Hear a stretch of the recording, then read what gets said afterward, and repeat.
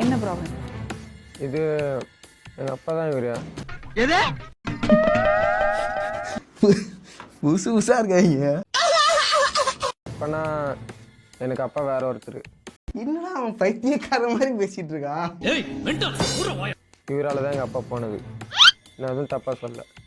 எல்லா பிரச்சனைக்கும் காரணம் இவர் தான். ஓ எல்லாமே இவர் தானா? நான் அம்மா ஏன் பண்ணுற கடை வச்சுருக்காங்க.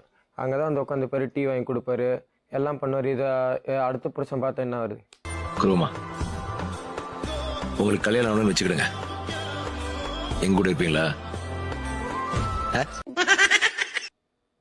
புருஷன் எதிர்க்கே இந்த மாதிரி பண்ணுவார். எங்கள் வீட்டுக்கெல்லாம் வருவார்.